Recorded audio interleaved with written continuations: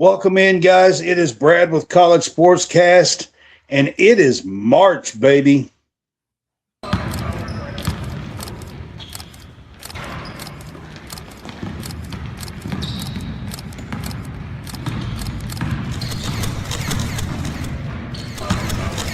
Thank you for tuning in to College SportsCast.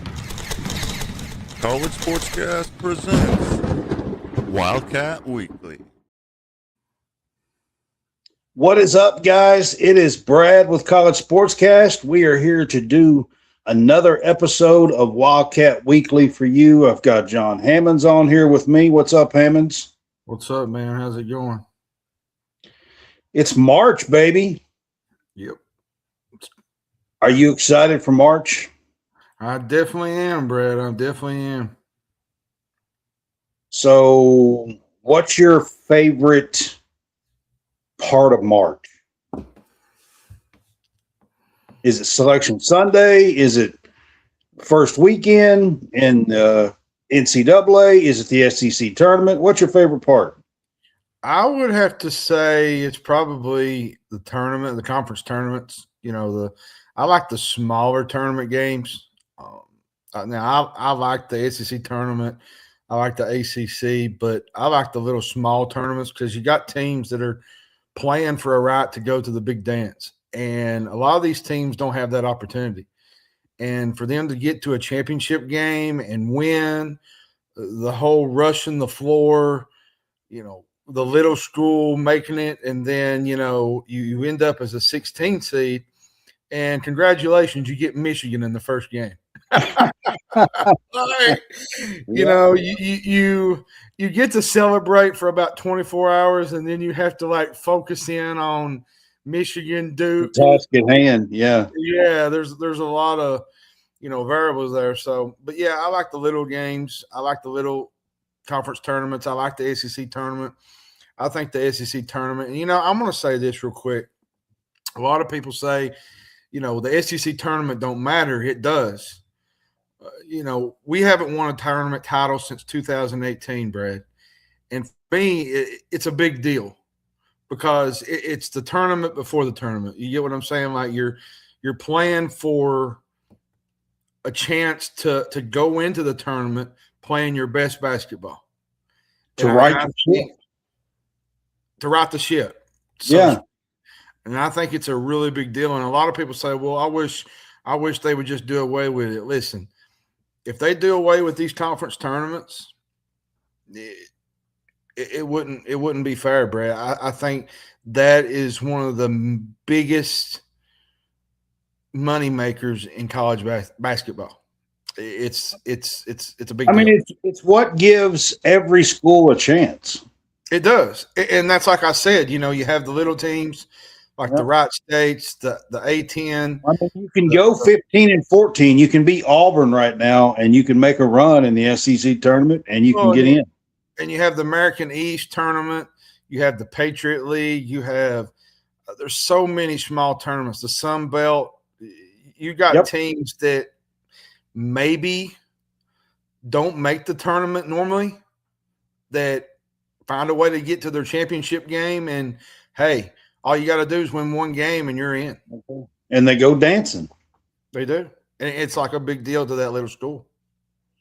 All right, John, before we get started here, man, this is Wildcat Weekly. And if you're on Facebook with us, we appreciate you. Hit that subscribe. It's only 99 cents a month. Gives you your own subscribers page and a chat that we are in. We have grown that just a little bit. Had a few move into our subscription lately, and just want to say thank you, Larry Milan, Greg McNatt. I just want to say thanks for the subscription and give you a shout out here on the show. With that, man, we're going to try to get things kind of rolling here tonight. I feel like we've got a lot to talk about. One last thing before we do, while we are talking here tonight on the show, I'm going to get the QR code up that we normally do. It's at the top left of the screen. Here at the Wildcat Weekly Show, we do our home field apparel link. This is a QR code up there at the left. You can scan that code. Check out the retro vintage Kentucky gear, man. It's really cool stuff. If you're looking for some new gear for March to wear something cool, they usually have some kind of madness deal going on right now. It's really cool stuff. Check it out. Use our code CSCast.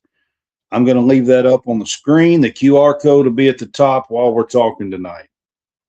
And let's go and look at some comments. I think I've seen Braden on here. What's up, Braden? Got to give a shout out to my son here being on with us tonight. So what's up, Braden? Big month for basketball. Absolutely. It is March, and always excited for March. This is one of my favorite times of the year. Couple of things from Braden there. This guy says he loves Selection Sunday. There that is. Checking out a couple of comments here. And it looks like Josh is on. What's up, guys? We appreciate you guys being with us tonight. And share, like, love the comments. Tell others about us. Let's just dig into, the Vanderbilt Kentucky game while, let's just go right to it, Brad. It was a big game, and that is the first topic tonight. Let me get that pulled up here. Hang on just a second. Say this. I've been going to a lot of games in Rep Arena. Saturday might be in my top 5 of loudest environments that I've been in. From the get-go, it was loud. The fans were engaged. I mean, what a half of basketball, Brad. They was so hot offensively in the first half. They had 18 points before the first media timeout. Yeah. And we had some games we had 18 points at the 4-minute timeout. It seems like they just kept that up. They shot 55% in the first half. They was 9 of 16 from 3-point range. Speaking of range, Colin Chandler put on a show. He made 5 threes in the first half, Brad. And, I look back at it, all 5 stars from Kentucky, they all managed to have 5 points. I think Aberdeen was second behind Chandler with 8, with 2 3-pointers in the first half. But the biggest stat of all in this game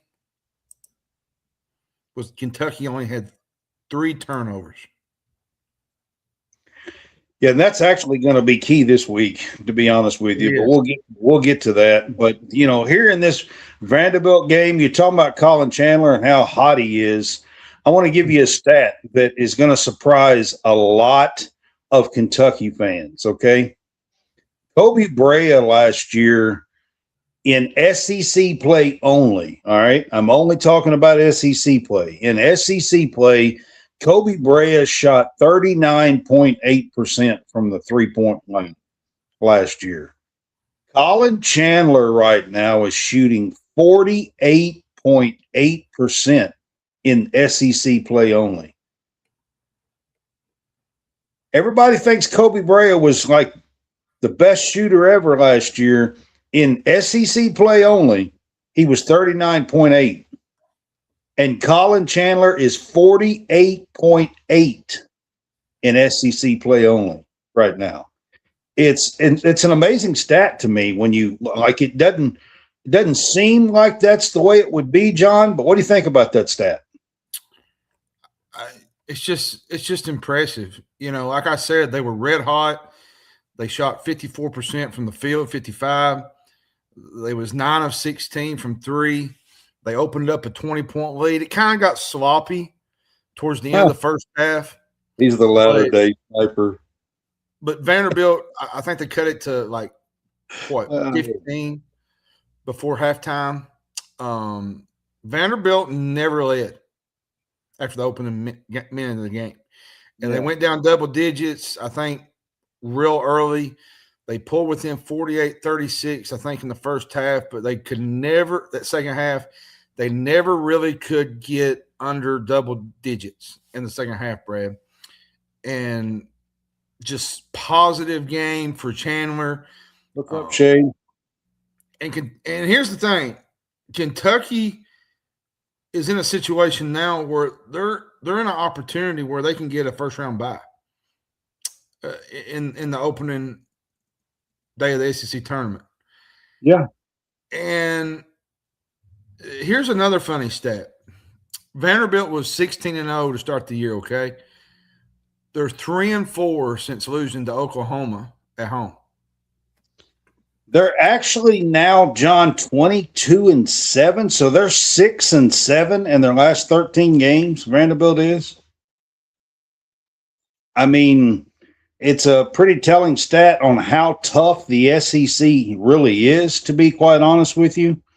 Because this Vanderbilt team is a pretty damn good team. I will say this.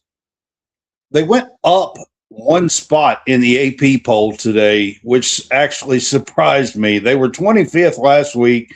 They're now 24th, and we beat them pretty handily, on Saturday, John. Were you surprised that they went up a spot? Yeah, a little bit. I mean,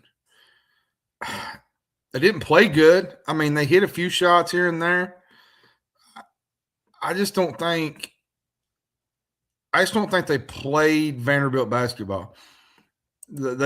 Kentucky kind of got them out of their game.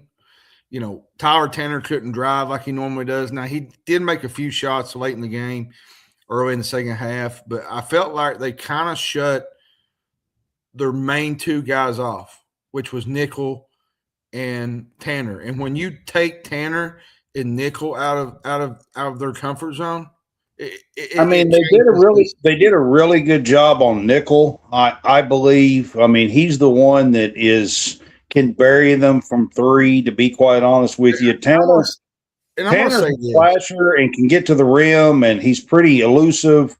But Nickel, like, he did get some shots off. We were just, putting a hand up, getting out on him, and he missed several in the first half. So it was a good thing for Kentucky because Kentucky needed this win. They needed to avenge that loss at Memorial Gym last month. That was horrific. Like, they just didn't play with any energy that night. And to come back at Rupp and to get this win in the fashion that they did and play a complete game. Shane just said he thought it was one of their more complete games. I thought that Arkansas, maybe the second half of St. John's, but that was a long time ago. I want to say something real quick. Wk-28, I got to interview him Saturday. What he is doing, Brad, is hard to believe. He has now scored 20 or more points in an SEC game for the 20th time in his career. It is the most 20-point SEC games by any Kentucky player in the last 30 years, which was the previous mark held by Antonio Reeves. Yeah. I'll give you another stat that I think is pretty telling for Wk-28. There's only been 2 transfers ever to score 500 or more points in a single season in back-to-back years for Kentucky. Oscar Tshiebwe and Wk-28 are the only 2 transfers, including Reeves, who got really close to doing it. But, that's the only 2 transfers that's ever scored 500 points in back-to-back years, in a 2-year span, basically.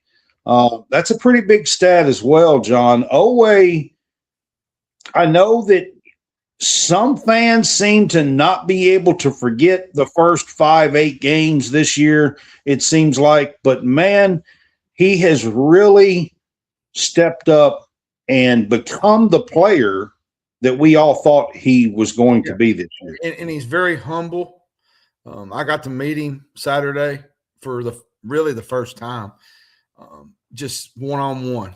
And the way he talks, the way he's energized, the way his attitude is right now, his attitude is why Kentucky is playing at the level that they're playing at right now. basically him and Chandler. And I don't want to leave out Aberdeen. And I want to go back to this, Brad. Three-headed goat. Isn't that what he said? Three-headed goat or something like that? Yeah, something like that, yeah. And it was a funny thing because I asked him, I said, what are you going to do for an encore at the SEC tournament? And I said, you had the game winner against Oklahoma last year. I said, what can Big Blue Nation expect? And he said, I hope it ain't a daggone buzzer beater. He's like, I hope we win by like a bunch. 100 points, seems like. Yeah, but it was kind of funny, like back and forth with him. But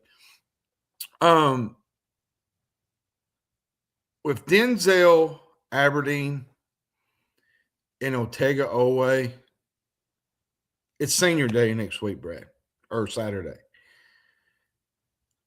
What are you going to remember? Which, Denzel's only been here for a year. But I wanted to ask you this question because me and you have covered Oweh the 2 years that he's been here. What is one thing that you're going to remember Otega Oweh by? Probably. I mean, I definitely am going to remember him for his rim finishes. That's one thing I'll say, but it's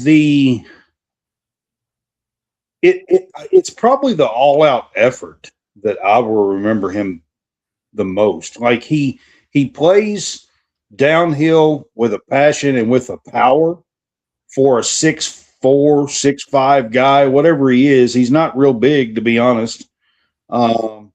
And he plays with that kind of passion and power. And to be honest with you, Colin Chandler's been playing with that too.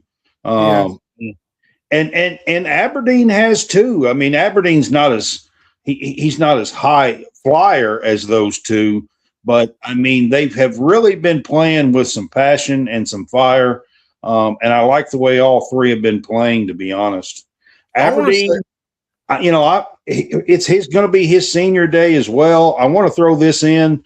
I mean, honestly, without Aberdeen moving positions, doing something that he did not even come here to do, and stepping up and becoming the point guard. I mean, Saturday, John, there was a time where he had played like over 120 minutes and had like one turnover. And as the point guard of this team, I mean, he's just doing an all-around excellent job moving to that position and playing out of position. He's really a two guard, and having to come in and lead this team is something pretty special. I want to say this to Otega. If Otega's watching, it's been the most impressive legacies that this program has ever seen from a transfer perspective. The way he came in, a lot of people wasn't expecting a lot, Brad. I mean, him and Reeves and Oscar are some damn good transfers, man. And you know who he's in that, top scoring seasons group with? He's with Kyle Macy. Yeah. Bob Burrow from the 50s. That's elite company, Brad. Oscar Sheboy, Antonio Reeves. Yeah. I think Oscar Sheboy's on there twice. And so is Otega. Yeah. So, and then I kind of want to get to Aberdeen. For him to step into his role, not a point guard, more or less a two guard, and to come in and slide into that role and play that role effectively is just pretty amazing. Let's just be honest, because you got a guy that goes down, Jalen Lowe. You got Jayden Quaintance go down. And I mentioned that in an article that I wrote yesterday about Malachi Marino. I want to say what I want to say about Malachi here while we're on this is Malachi was just want to be a contributor off the bench, Brad. I mean, you had Brandon Garrison struggle a little bit on the year. Then you had Jayden Quaintance go down. Woo! Then in walks Malachi Marino. He steps into a starter role. The kid is what, 18, 19 years old? Yeah. He was playing in a regional tournament last year at This time. Yeah. And his progression from early in the year as a freshman to the end of this year, had the big shot against LSU, won the game winner, got some rebounds in a couple of games that saved our tail. The kid is improving week by week by week. And I'm going to say this, and I was joking with a media member Saturday about it, but it's true.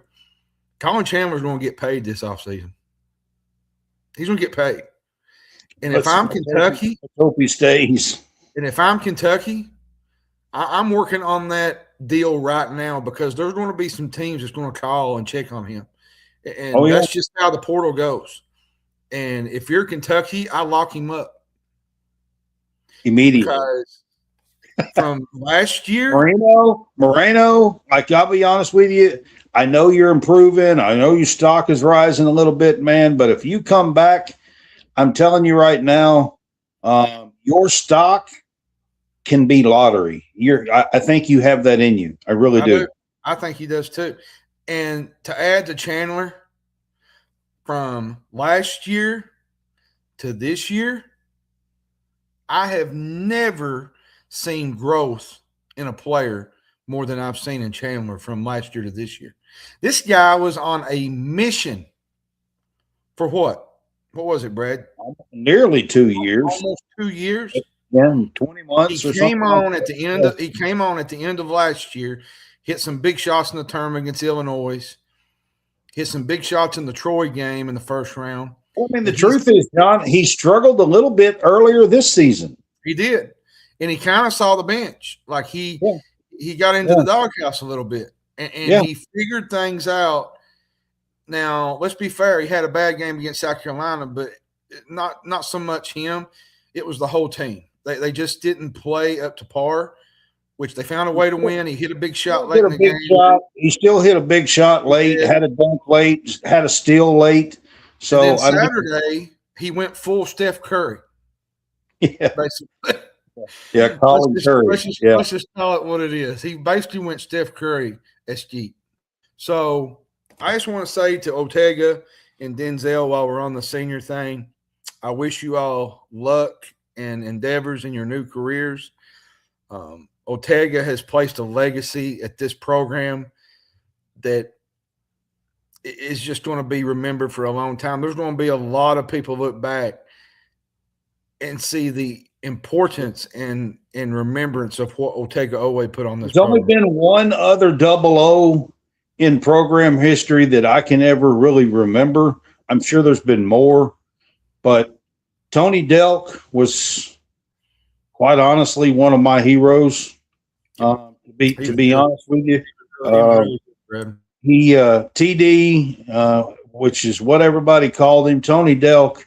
The 00 is synonymous with Kentucky, but I'm gonna tell you right now, OO, which is what the 00 stands for Ortega Owe, the OO. You're definitely going to be right there for the 00 at the University of Kentucky.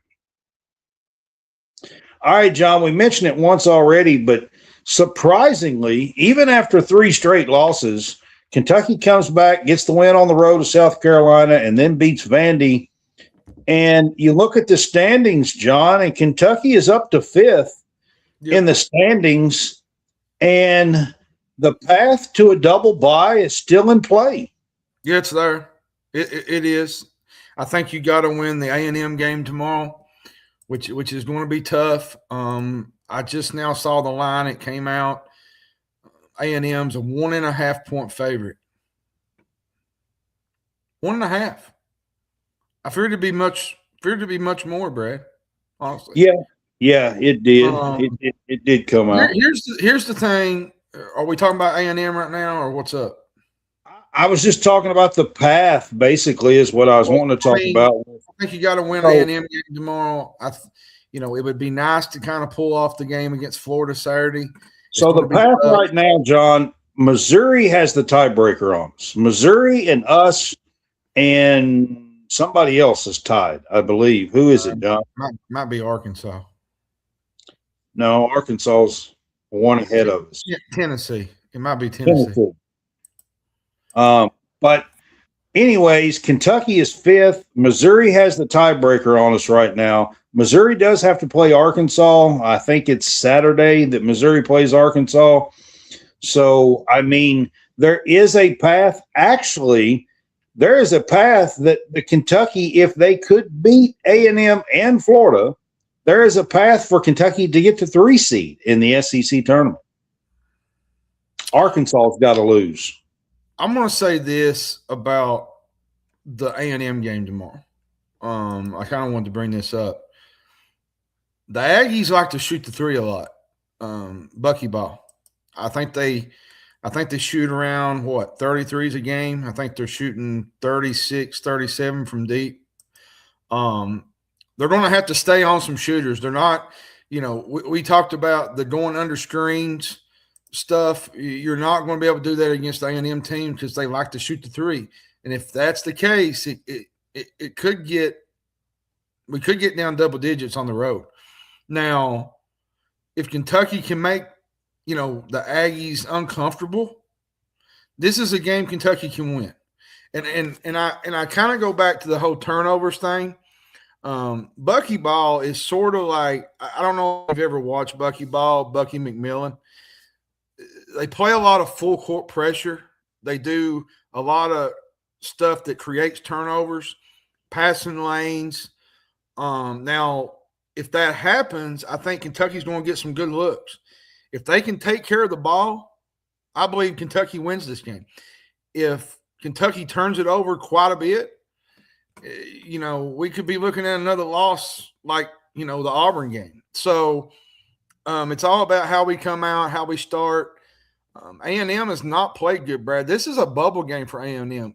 Listen, A&M is playing for the NCAA tournament, and they're going to be ready to go. They're going to be locked and ready, and I think Kentucky needs to come out, just kind of punch them in the mouth. I mean, that's what I was going to ask you about with A&M. There's a couple of things that I wanted to mention and kind of talk to you about as far as the A&M game. You already brought up one that A&M opened as a 1.5-point favorite. I mean, this is a home game, John. That basically means that this is a pick'em game, 1.5 points to be honest with you. But the other thing I wanted to mention is Bucky McMillan. It's the pressure. It's the press. It's the Patino style pressure. And tomorrow night, the Cats are going to have to be ready for that. And they cannot have 10, 12 turnovers in that first half. Now, I'll say this to kind of go back off that. If you get off of that press and you push the ball out and you get shots, there's a good chance we could have another Colin Chandler Curry, Steph Curry moment.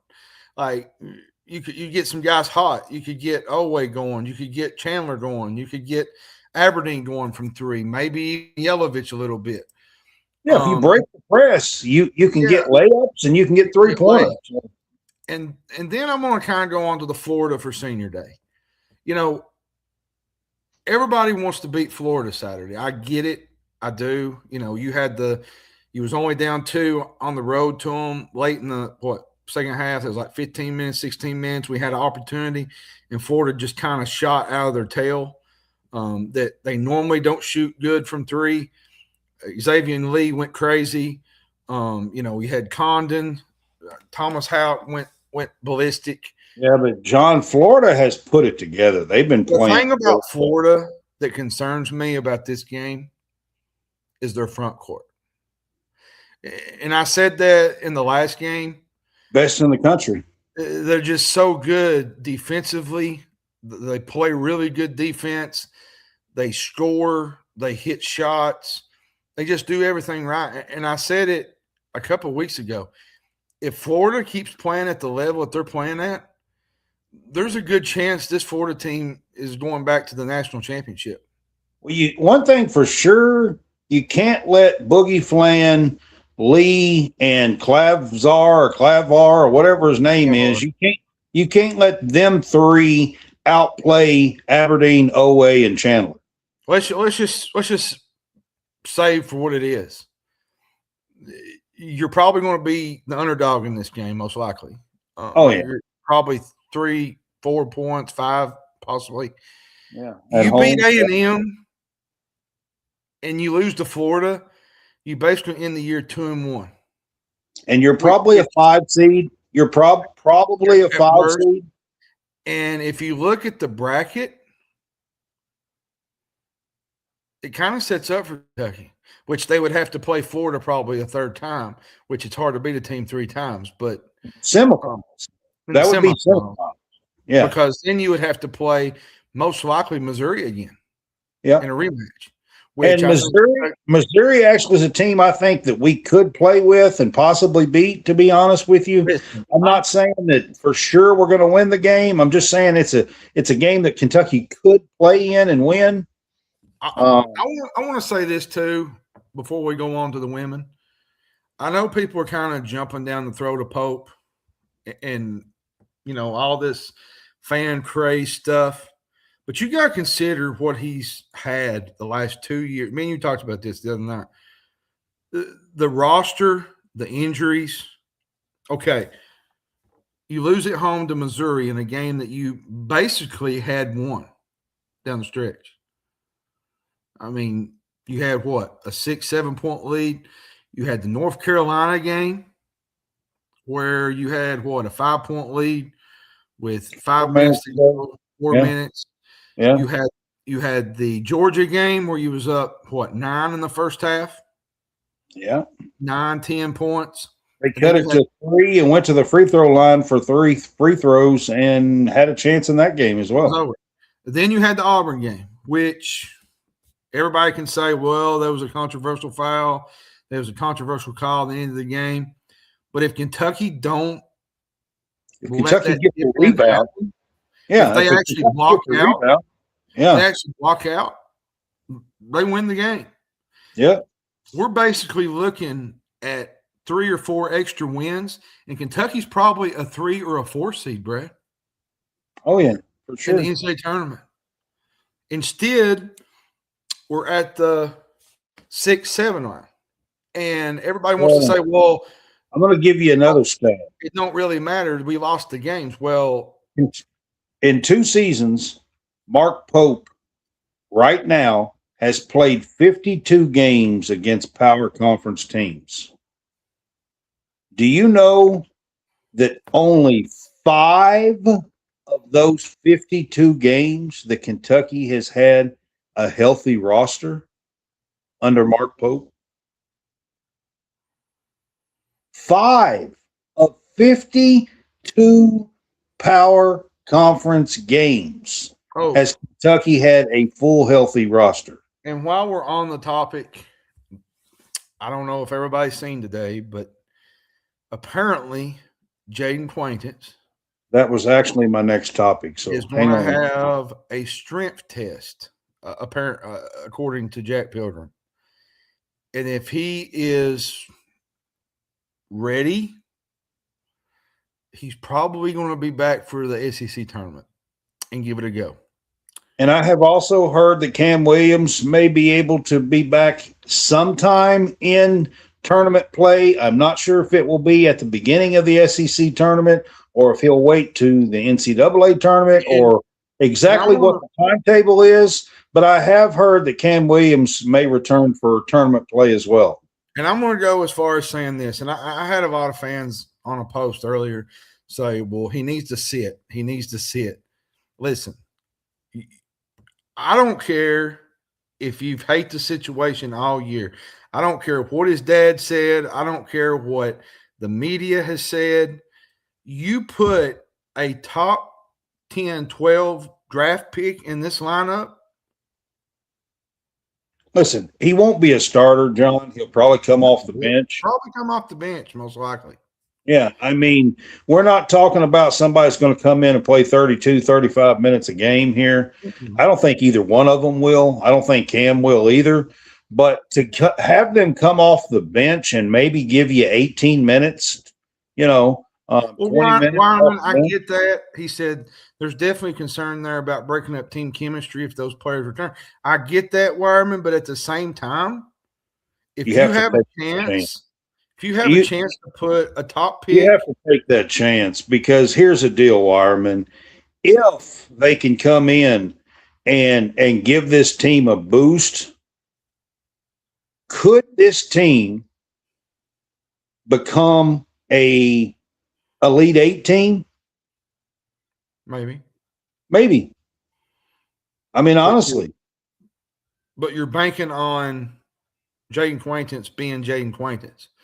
And if he's not at that, I'm not saying he's gonna come in and average 15 and 10 and play 28 minutes. But okay, let's put it this way: if he comes in Brandon Garrison's role and he can get his 10 and 8 and block 3 shots off the bench in 18 minutes, that's pretty damn good, is it not? And I'll say this to add to your point. If you get Jayden Quaintance from, let's say, the St. John's game, and he just had like 10 and 8 and a couple of block shots. It's possible this team is Sweet 16 Elite 8 material, but you're banking on JQ. That's what we're talking about is JQ. Yeah, that's what we're talking about. Yeah. I just think you give this kid a chance. You give him a chance to get back on the floor. I saw him Saturday. The kid wants to play, Brad. You can see it on his face. He's wanting to be out there.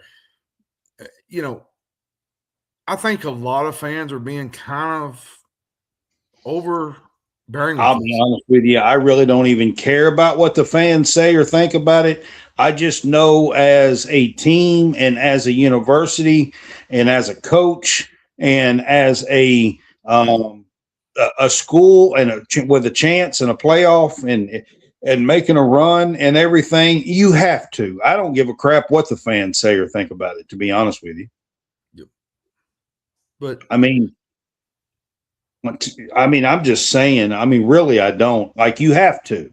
If there's a chance and the kid says he's ready to go and the doctors say he's ready to go, you have to.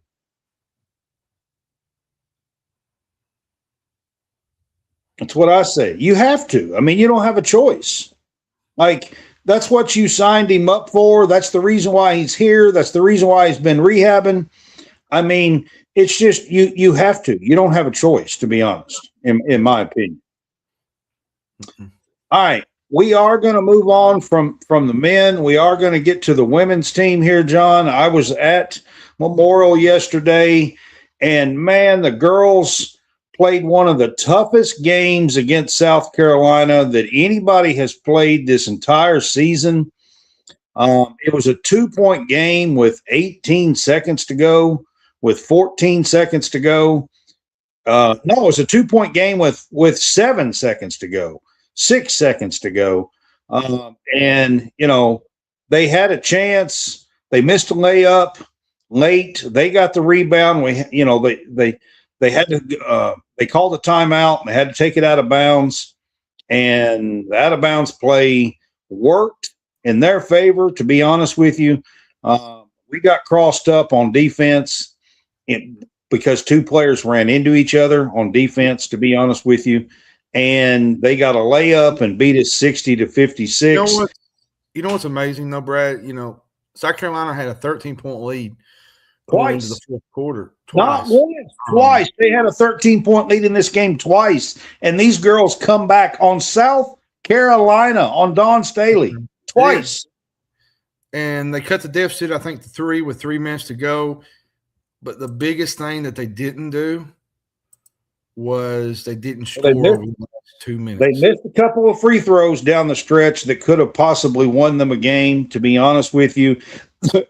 There was a bad call or two, but missing a layup, missing some free throws is really what cost them the game here, to be honest. Yeah, and Medina Aycock for South Carolina, she really had a big night. She was special.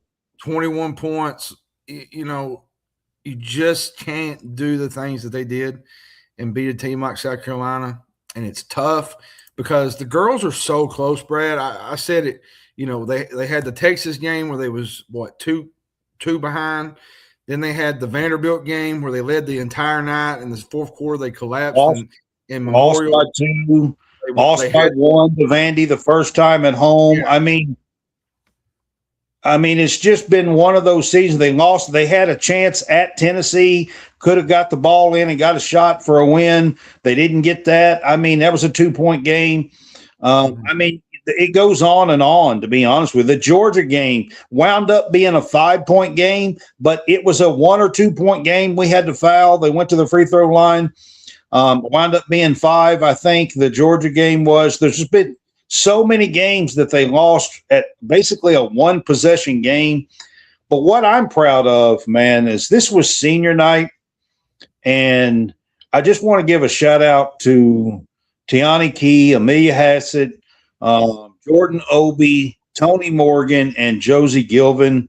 It was a special night. If you go to my Facebook page, I have a full video of the ceremony for senior night. Go to our College SportsCast and our Facebook page. You want to know? There's clips of it as well. But Dawn Staley in South Carolina, John, there's not much better in women's basketball.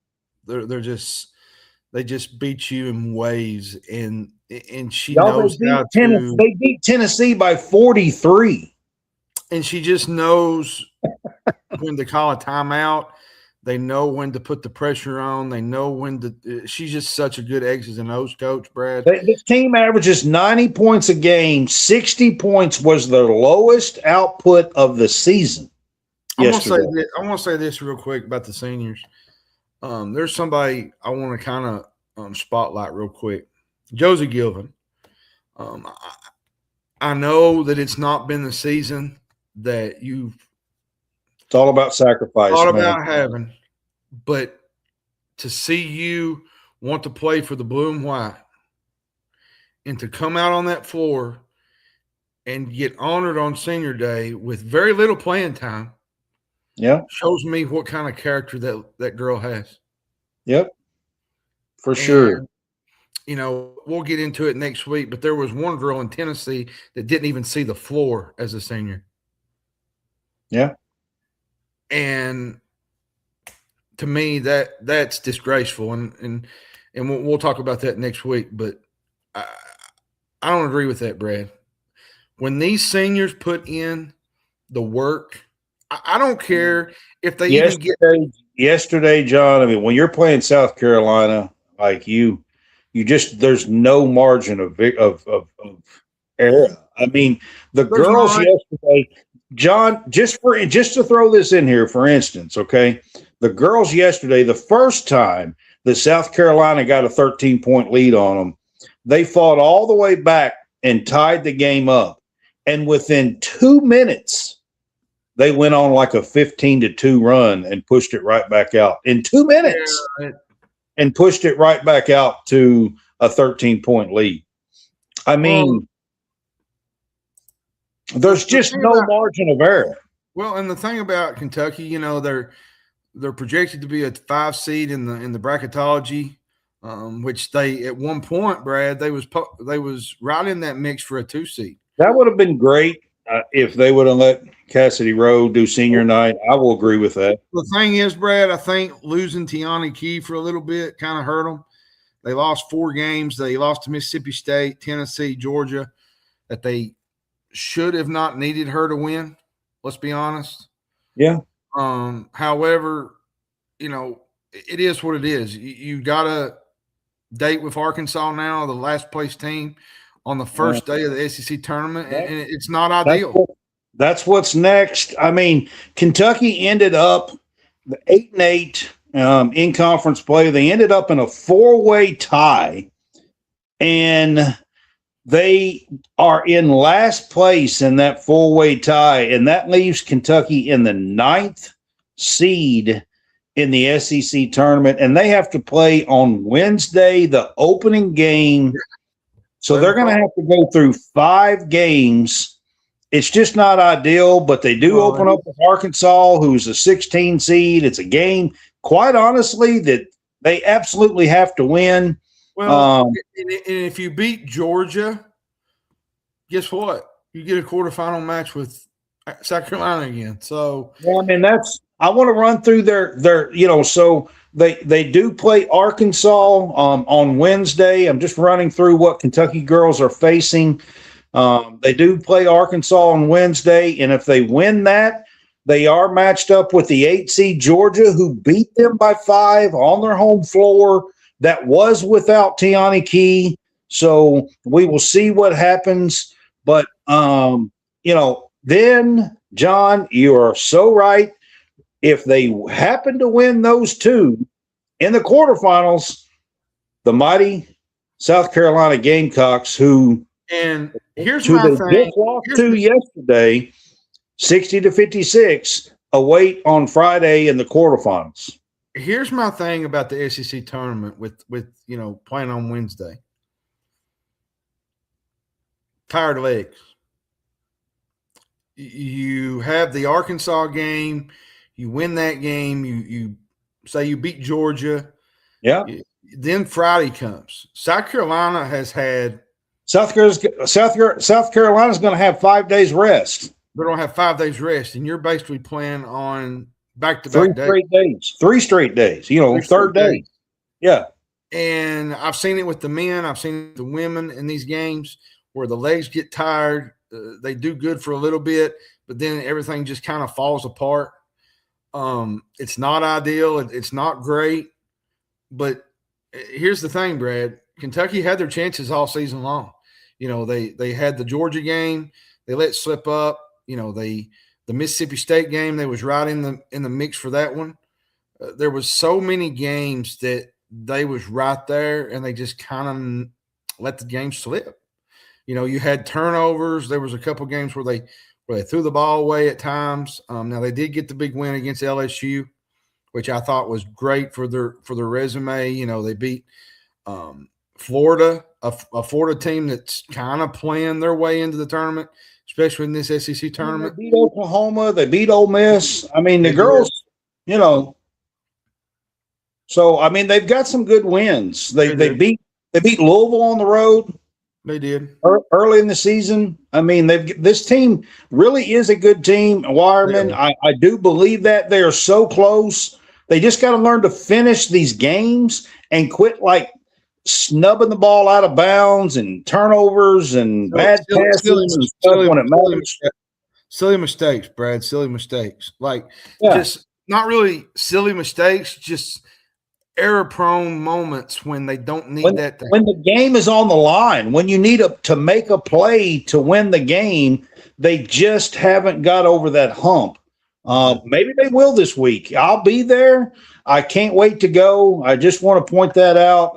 I can't wait to go. I will be leaving early Wednesday morning to get there. So I will be there for the game against Arkansas.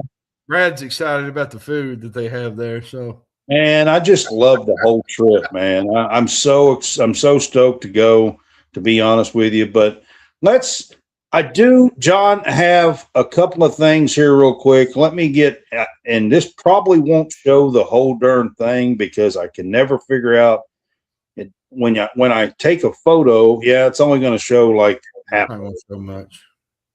Yeah. I do have that, but I'll put that up in the background while we're talking about it anyway.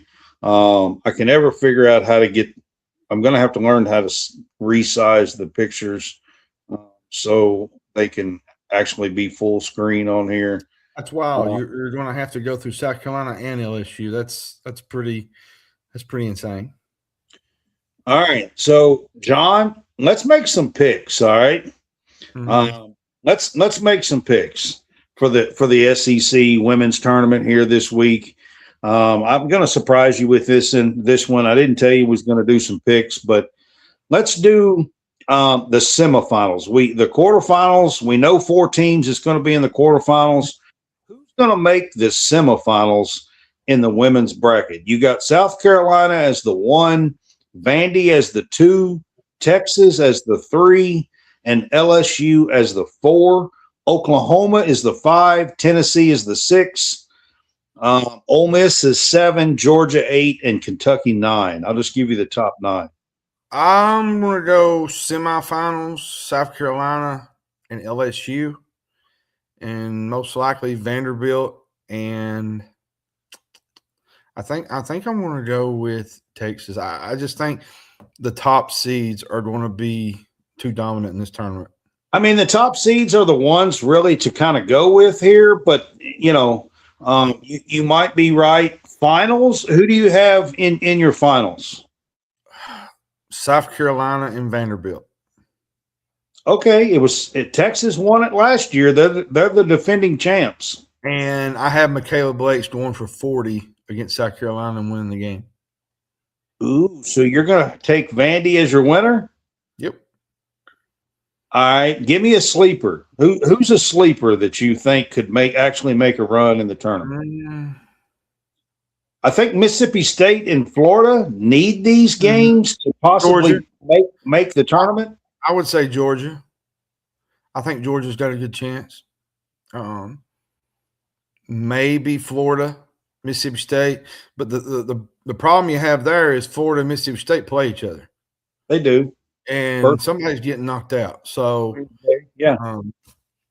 That's actually going to be a really good game on Wednesday is Florida, Mississippi State. If I had to pick the two sleepers, it would probably be Florida and Mississippi State, maybe even Georgia.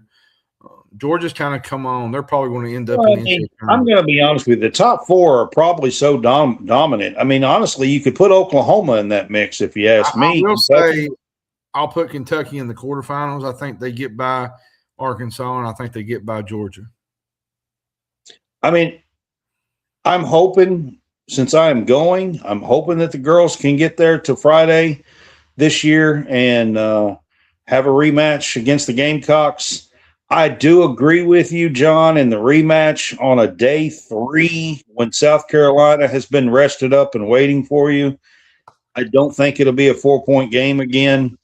I just don't think that they will be able to do that on day 3 in the quarterfinals. I think the girls will come up short against South Carolina. I was really hoping they would match up with Texas or Vanderbilt. To be honest with you, it's the loss, the errors, the mistakes. It cost them, and it's not ideal. It is what it is. All right, one more thing to preview the SEC women's basketball tournament, John. There is 5 players and 5 only that make the all-tournament team when the SEC tournament final is done on Sunday. Mm-hmm. I want you to give me your 5 all-tournament team players that make the women's 2026 SEC all-tournament team. Clara Strack, Michaela Blakes, Madison Booker, Joyce Edwards for South Carolina, and I'm going to go with LSU, Flau'jae Johnson. I mean, those are 5 really excellent players. The SEC is so loaded with talent, man. Like anybody could be on there. Oklahoma has got some that could be there. Listen, the way Aubrey Galvin is playing, I mean, she could be there. I'm just giving you some sleepers that could be there. I think Aubrey Galvin, for a freshman on the Vandy team, that could be there. Michaela Williams from LSU could be there. Malaysia Fawiley, LSU, could be there if they make a good run here in the tournament. And, of course, South Carolina. I mean, Medina Ocock yesterday was fantastic. And if she plays like that, she's going to be there, to be honest with you. Yeah, she's going to be in the mix. Yep. Yeah, in the mix for the all-tournament team. Just throwing out some names. Liv McGill, Florida, but you can't play one game on Wednesday and make the all-tournament team. That's not the way this works. You got to make a run in the tournament. Run in the tournament. And so Clara Strack, you got to win some games. You can't play 1 or 2 games on Wednesday and Wednesday and Thursday and make the all tournament team. You got to at least get to Friday and have a 3-game run in, and get to the South Carolina game and the quarterfinals to have a chance to make the all tournament team here. So just to throw that out, I love getting to go as media. I actually get to vote for this team, John. It's pretty neat. It's pretty neat. I enjoy it every year. I have been 2 years. This will be my third. The last 2 years, I've got 4 out of 5 right in my voting that actually made the team the last 2 years. So we'll see if I can get 5 out of 5 this time, John. I'm not too sure, but I have got 4. What's pretty crazy is you'll be in Greenville Thursday, Friday, Saturday, and I'll be in Lexington. Like, we'll be all over the place. I probably, guys, will not get to see the Florida game, to be honest with you, on Saturday. I might get to watch the first half because it is an earlier game. But that's probably about it. I won't get to see the whole game on Friday. I am super stoked to be a part of the SEC women's tournament. You'll see a lot of content. I'll put out content for Senior Day. It'll be me and Brad will have all kinds of content on Saturday. So they'll be. And I'm going to have content Wednesday, Thursday, Friday, Saturday, and Sunday of the SEC women's tournament. So tune in to College SportsCast because we're going to be there and be a part of all this. I'm going to try to get lots of footage. You're going to do a live each night from the arena probably and do a daily update and stuff like that. So just going to have lots of content for you guys and just super stoked to be a part of the SEC women's basketball tournament. Just want to put that out there. Definitely. It's always one of my favorite times of the year. You can ask John. I talk about it all the time and how much fun I have being a part of it. So just putting that out and can't wait to leave and head to Greenville. So just stoked about it. All right, John, I'm going to talk to you about the football for just a minute. You wasn't on the show last week. We had Coleman Scott on here last week.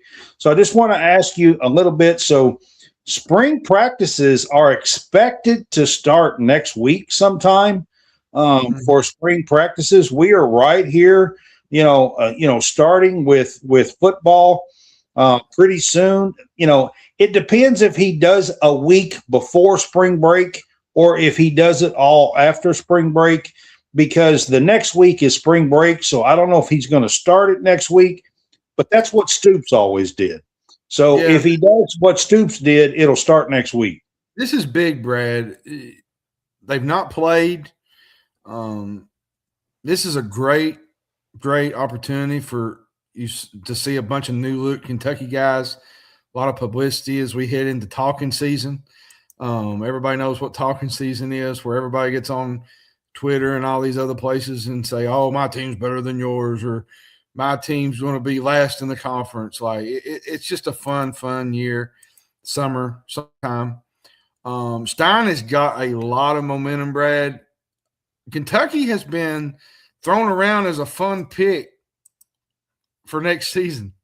And I just want to say, let's just enjoy what Will Stein is doing, because we don't want to be kind of brought down to earth by week 3 against Texas A&M or week 4 or whenever we play Alabama. Like, just enjoy the momentum and just see what happens. Like, it's going to be a new team, new coaching staff. It's going to be a lot of fun, Brad, and I'm really excited for Will Stein's, and his opportunity to show the world what he can do. Yeah, I mean, I am too, John. It's going to be super fun to be.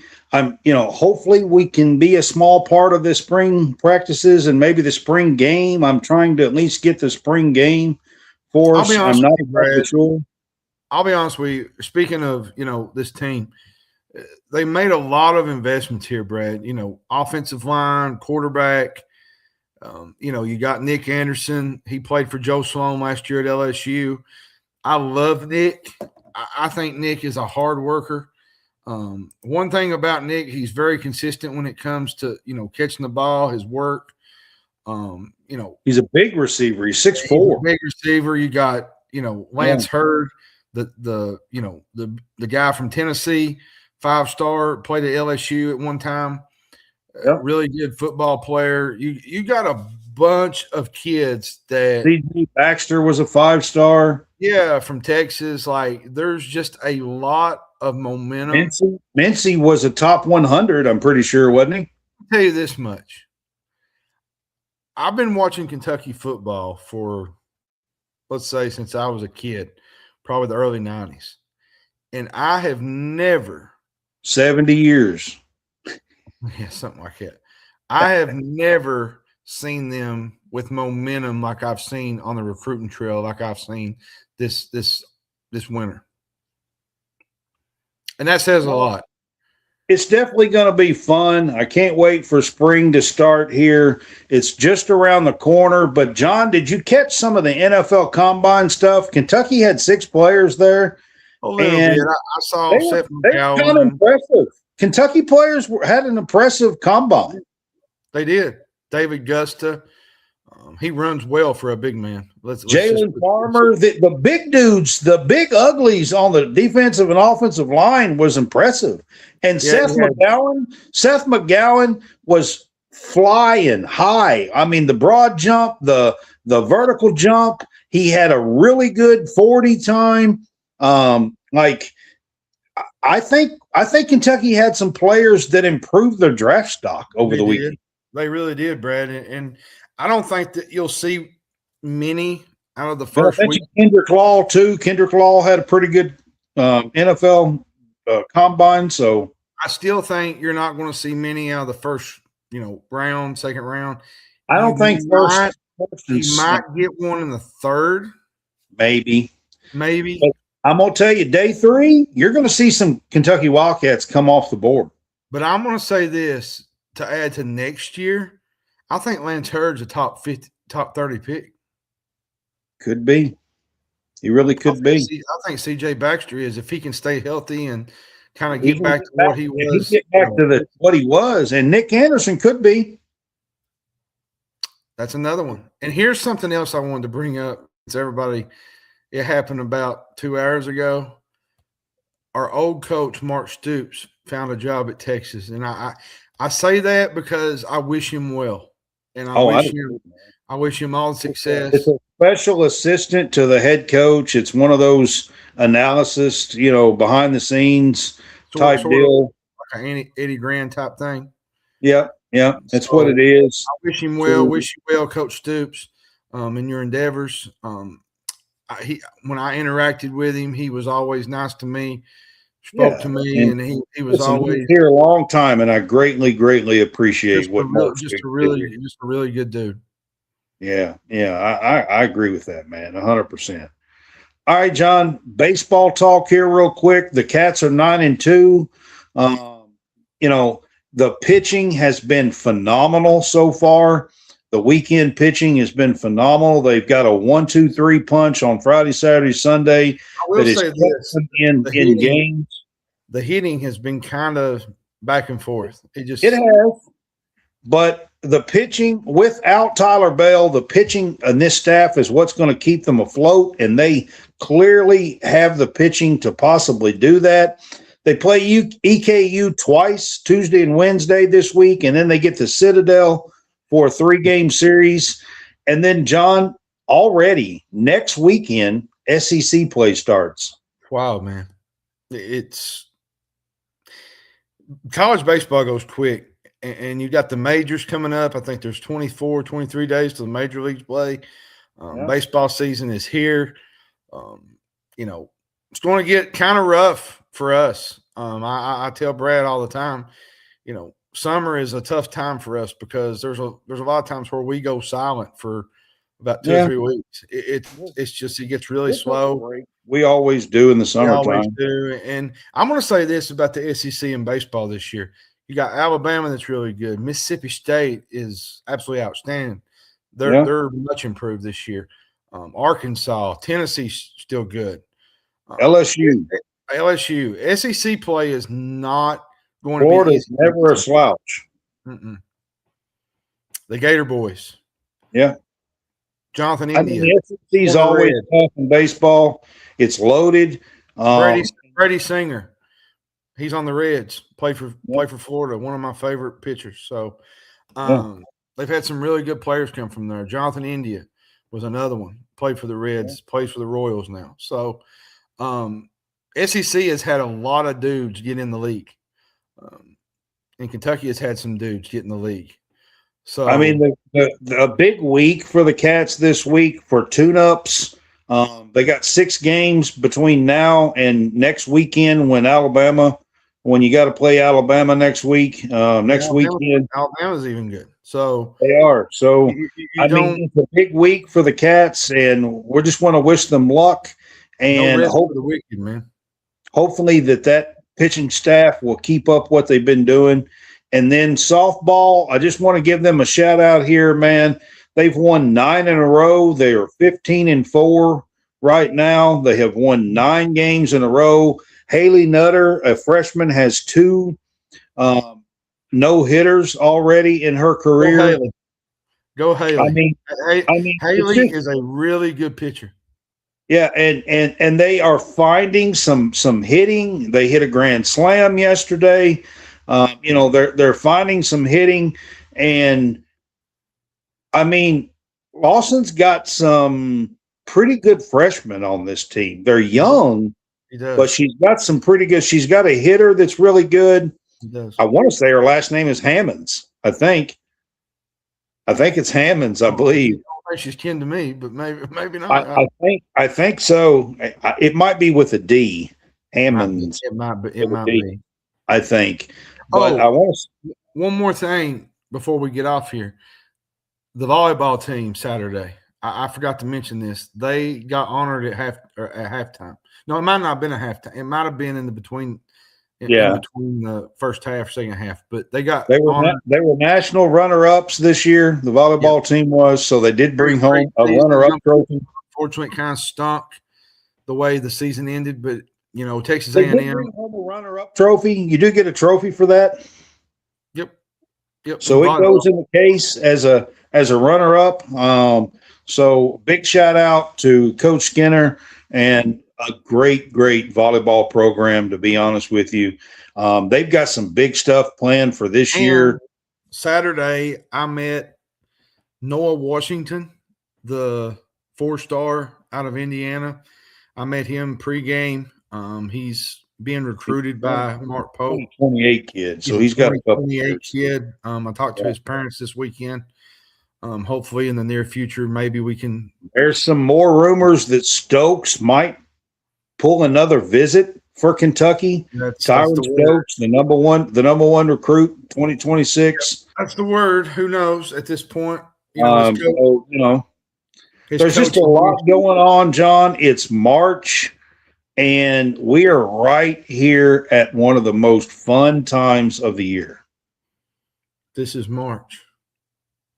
I mean, there's just a lot that goes on. Oh, by the way, the transfer portal opens in just a little over a month. Oh Lord! Why did you have to bring that up, Brad? Everything was going smooth tonight.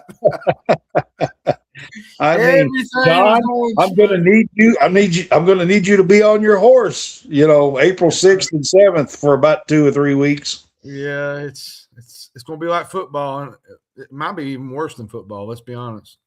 Yeah, it's going to be a time because we got girls and boys to keep up with, the men's and women's. So I think's doing a really good job in women's sports. Talia Goodman. Oh, and I'm going to say this. It's Talia. Talia, that's right. Talia Goodman. Talia, yeah. I'm going to say this about that. She gets a lot of hate. Hey, I love the girl, to be honest with you. I've met her many times. She's a sweet girl, loves the game of basketball. Let's be honest, John. She just graduated college. She's like 22 years old. So all these all these people that like say such terrible things. This is a young girl, young woman that's trying to start her life. She doesn't have to. She went to school for something else. She doesn't have to do this. She does this because she loves the game. She loves following. Then you always have the complaint, well, she got in because of her dad. No, she paved her own way in. She's doing this. She's not like if it was because of her dad, she probably would be coming. She loves the women's game. She really does. She does. And I just want to say to her right now, if she ever listens to this, keep going at it. Keep pressing, because I think I talk to her every time I see her. Matter of fact, one of the best. I think she's one of the best reporters out there. I just commented on one of her things the other day, and she sent me a couple messages back on X. Like, I told her it'd be good to see her next time, and she responded back. I mean, she's a young girl, guys. I mean, she's trying to carve out a career. She loves what she does, and she's really good at it. Like, she follows all this talking about following the transfer portal. I'll be frank with you. I don't know how she keeps up with the portal. You know, the portal and all the stuff that she does, she's really, really good at it, to be honest with you, on the women's side. So if you're looking for portal news on the women's side, Talia Goodman is one of them to follow. I can tell you that. Most definitely. For and sure. I will say this, Brad, while we're at the whole This Is March thing, grab your natural wrestling pills. Yeah. Oh, I'm sure that Kentucky fans will have heart medication sitting next to them in this tournament. Yeah. There'll be plenty out there. Let's just say that. All right, guys, we're going to wrap this up. I might have to hold Brad down on in some of these games coming up. I do want to give you guys a reminder that there will be no Friday game day pick'em this week. Before we wrap this up, I just want to give you guys a reminder. I will be in Greenville. John will be headed to Lexington. We will not be doing a game day pick'em like we normally do this week. So Saturday is going to be a busy day. There's a lot going, senior day is going on. There's just so much happening Saturday. John's going to get there early so he can cover senior day and everything. So you guys can look for that. A lot of posts and coverage of senior day at College SportsCast. I will say I will be doing a nightly live Wednesday, Thursday, Friday, Saturday, and Sunday. From the women's SEC tournament. So if you're interested in that, you're happy about this week. You know why? Because you won't have to talk to me on the phone as much as we do. I'm going to be too busy. You're going to be swamped, man. You ain't going to be. You ain't going to have time for your old boy Hammonds here. No, not this week. I'll be driving and at the arena and watching games and covering and doing interviews and all kinds of stuff. So it's going to be a fun week. Saturday to make sure you didn't fall in the river or something. Yeah. Oh goodness. Just giving you guys a heads up on a couple of things this week. If you want to pay attention to the women's stuff, I will be doing lots of that at College SportsCast, and John will be covering the Florida game. Well, and tomorrow night I'll be doing the Kentucky stuff from home. So, big game. All right, guys. This has been Wildcat Weekly. This is week 28. Believe it or not, this is episode 61 of season 4. Another thing I wanted to mention, we got some big news coming up that we'll share at a later date. There's some things at College SportsCast we're going to move around a little bit. So I'll let you all figure that out until me and Brad decide to announce it. Yeah, it's just a busy week, so we'll do that at a later date. So, all right, guys, we will see you next week for our Wildcat Weekly. Maybe we'll have a couple of big wins and a run in the SEC tournament for the girls. We'll wait and see. Yep. Have a good week, guys. Have a good one.